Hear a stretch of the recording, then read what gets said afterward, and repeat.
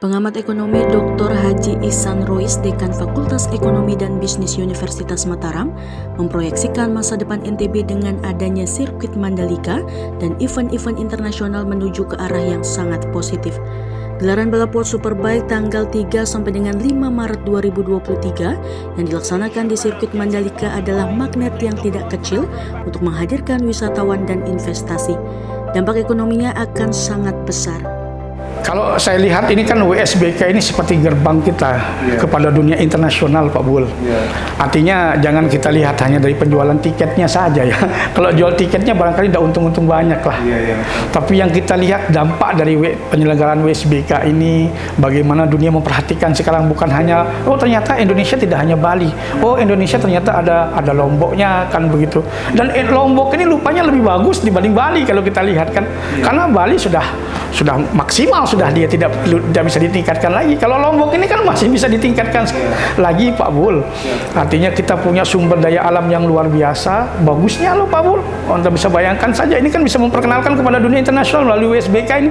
Yang tadi saya katakan ini gerbang untuk membuka Nusa Tenggara Barat ini sebagai salah satu destinasi wisata yang akan jadi andalan kita ke depannya.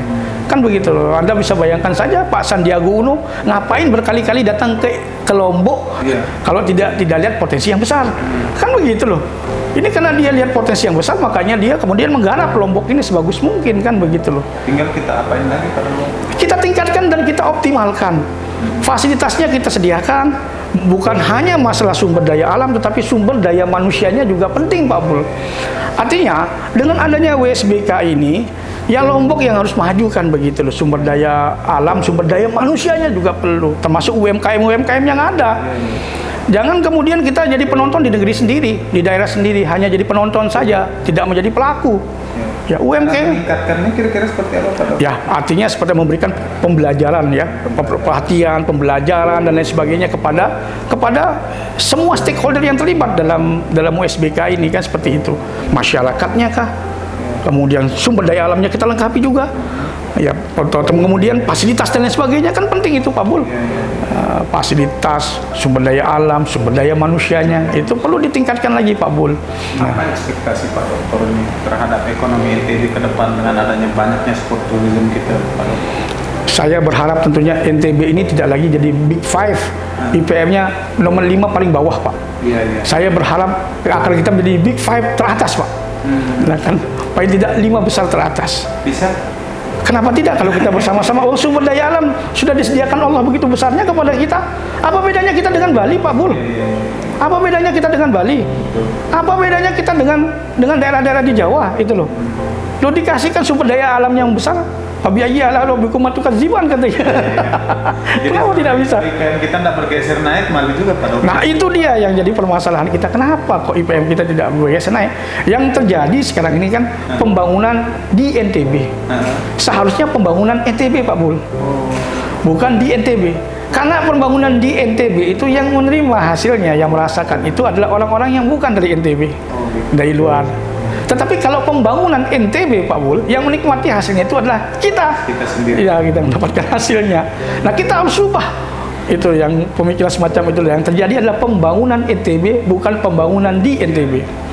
Jadi kira-kira ada relevansinya besar nggak, Pak Dokter, sport tourism kita dengan peningkatan IPM kita? Sebenarnya kan harusnya besar, Pak Bul. Karena kan kalau kita lihat IPM itu kan indikatornya 3 itu, Pak Bul. Pendapatan, pendidikan, dan tingkat kesehatan sekarang itu kan. Artinya kalau kita lihat dari sana, dari sisi pendapatan sudah mulai naik pendapatan kita karena dengan adanya tourism, dengan adanya WSBK dan lain sebagainya. Tapi Bapak jangan lupa ada 2 indikator lagi, yaitu masalah pendidikan dan juga masalah kesehatan tadi.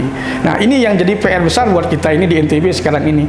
Untuk pendapatan ekonomis oke. Tetapi dari tingkat pendidikan sekarang kan banyak pengangguran atau banyak yang putus sekolah. Kita rata-rata di bawah nasional misalnya.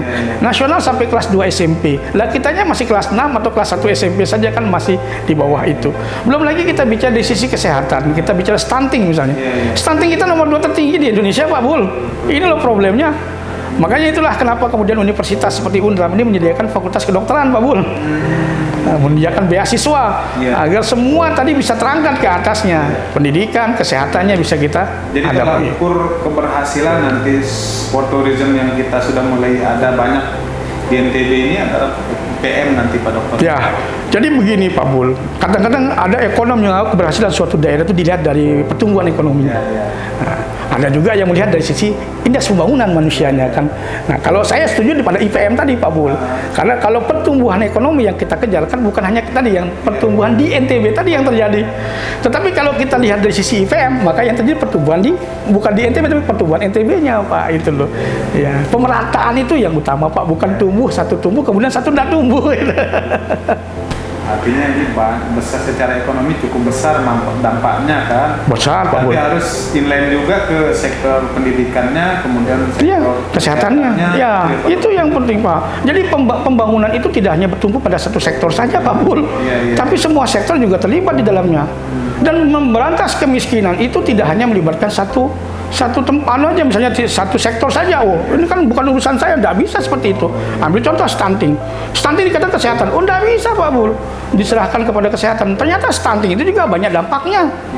Misalnya tadi masalah kawin cepat begitu kan, kawin kode dan lain sebagainya, itu juga berdampak kepada stunting Pak Bul. Jadi tidak bisa hanya melibatkan satu pihak saja. Tadi semua pihak terlibat dalam hal ini Pak Bul. Siap. Ya.